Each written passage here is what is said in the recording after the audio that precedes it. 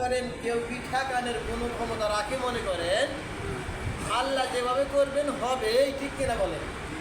আল্লাহ যদি বলেন আমি করবো, আল্লাহ বলেন আমার কোন শব্দ ব্যবহার করা হয়ে যায় বলি সন্দেহশীল হয়ে যায়। সুবহানাল্লাহ।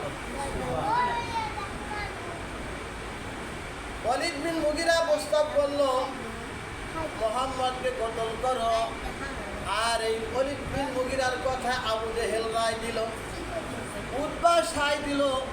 আবু সুফিয়ান বলল সরদার আপনার কথাই ঠিক, মুহাম্মদ ইসলামকে বন্ধ করতে চাইলে মুহাম্মদকে হত্যা করতে হবে, এছাড়া কোনো কথান্তর নাই।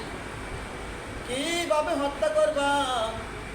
মুহাম্মদকে হত্যা করলে তো হাশেমি বংশ ঠিক থাকবে না, আপনি মন না ঠিক থাকবে না, তারা তো আমাদের বিরুদ্ধে অস্ত্র ধরবে, অস্ত্র ধারণ করবে। কি করা যায়?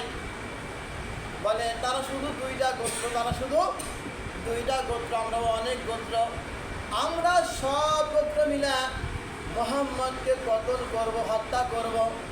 মুহাম্মদকে হত্যা করলে তারা আমাদের সাথে কুলিয়ে উঠতে পারবে না। কেমনে করবা?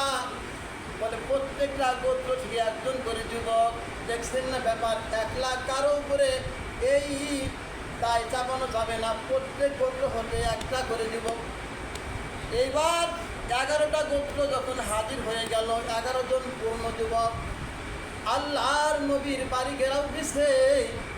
আল্লাহ বলেন ও বন্ধু মুহাম্মদ, সকলেই বলেন সাল্লাল্লাহু আলাইহি সাল্লাম, নবী গো আজকে তোমরা ঘুমায়ো না, আজকে রাত্রিতে তুমি তোমার বন্ধু আবু বকরকে নিয়ে মক্কা ছেড়ে মদিনায় হিজরত করো। বলেন সুবহানাল্লাহ।